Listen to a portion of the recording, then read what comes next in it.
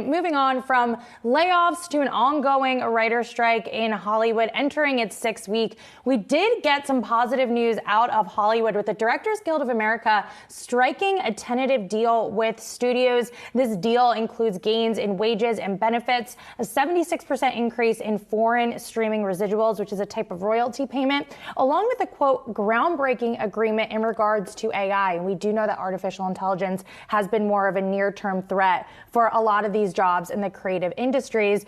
However, what I've been hearing, what I've been reading, it's not going to really move the needle in terms of those ongoing negotiations with the WGA. We have SAG-AFTRA, that's the union that represents actors. Their negotiations start this week. It seems like it's every man for himself a little bit, and the WGA is really sticking to their guns that right now they are looking for a very specific deal. And just because the DGA was able to strike one, it doesn't mean that that's going to fly with them. Yeah, which makes the SAG-AFTRA discussions even more interesting, right? Mm-hmm. Because that has always been seen as sort of the first thing that studios want to. They want to discuss the DGA first, reach a deal. They've got that deal. They want to do SAG-AFTRA, then go back to the WGA.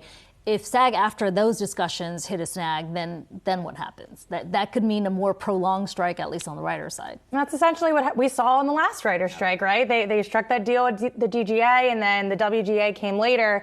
But that is something that the Writers Guild is saying they don't want to happen again. They have very certain terms, and they want to make sure that the studios aren't cherry picking just because they have this current deal on the table with the directors. And obviously this is having a massive impact on so many of the media giants out there. But I know, Akiko, you were out last week talking to some smaller business owners just exactly about the ripple effects that a strike like this has on the economy, and certainly affecting a number of businesses that maybe you wouldn't think about. You read about local dry cleaners to restaurants, things like of that nature that are feeling the impact of so many people, of so many writers still being on strike. Yeah, I mean, real estate, another one. We were talking about this earlier. Realtors who are just saying, look, there's a lot of writers in this town that get paid well. The longer they go without working, maybe that starts to take a hit too. The interesting thing for me, though, is that in all the conversations you have with writers, how are you going to let your finances, how are you going to meet your finances longer this goes on?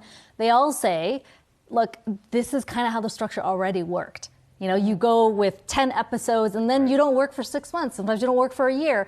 And so they are prepared to be in it for the long haul because of how the structure already is. Mm-hmm. And, you have to wonder how it hits My biggest question about this, and Allie, I'm sure you're tracking this part of it. How long does this need to go on until we start missing shows?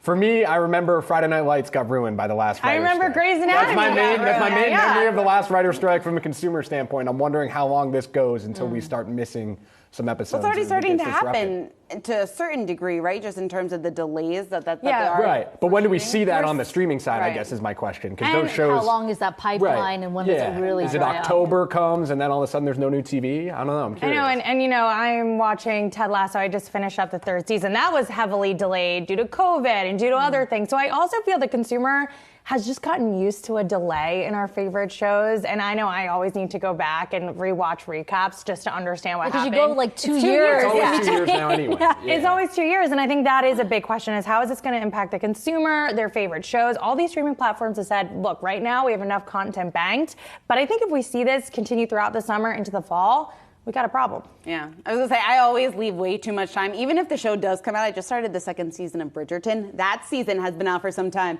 I was watching with my husband last night, and we're like, what happened? Neither of us had any idea. So we had to go back. The recap business. I haven't finished Succession yet, and I've stayed away, so no spoilers. It's another one. I haven't started that latest season yet either. All right, Allie and Josh, thanks so much.